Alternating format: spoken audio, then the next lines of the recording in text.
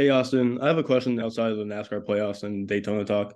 Heading back to last weekend, I want to hear what your thoughts were on having no stage breaks this year at road courses, and if you prefer that over stopping for each stage. Yeah, I think it's different track to track. Because each track has different, I guess, ebbs and flows of, you look at Indy and Coda and there's a lot of runoff and not too many walls and not too many super challenging corners, or high risk corners, maybe that's a better way to put it.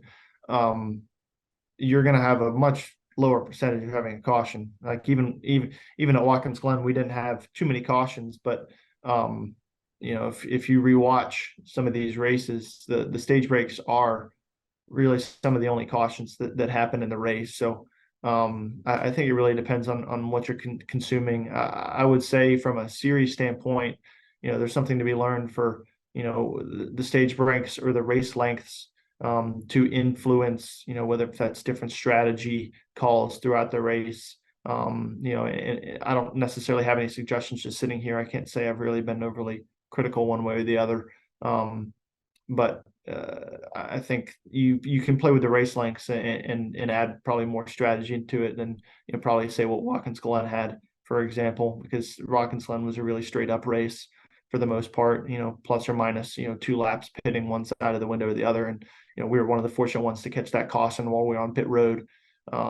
But as far as that goes, I mean, the crazy restarts and stuff like that, I think it all depends on what you want to watch. And I think it's great that we'll have a sample size by the end of the year to look at as a sport and see what was better or what wasn't better. The thing that I do like about the stage cautions being eliminated on road courses is that the best cars get rewarded for running the best, because otherwise, if you wanted to win the race, you were never going to get max points, like period. Like you had to pretty much throw away stage points to win a road course race last year, or really since the start of stage racing. So for the most part, so I think that brings in the spirit of rewarding running well, and that's what I've always thought stage points were all about.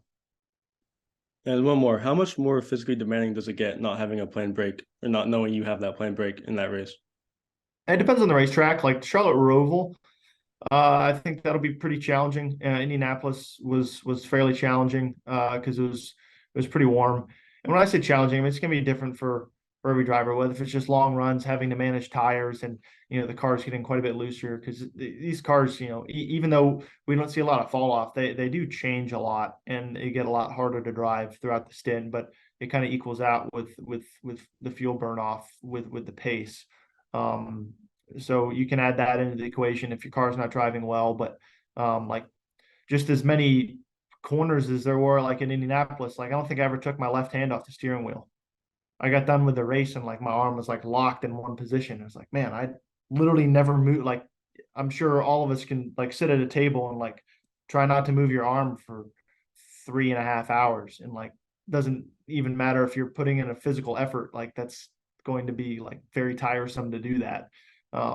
So it's just something funny I noticed after Indy. But yeah, it's physical, but I kind of like that challenge, to be honest. Like it should be physically challenging to do what we do. Not that it isn't if you had cautions and so on, but yeah, that's close to an endurance race at that point. Awesome. Thank you, Austin. Thanks.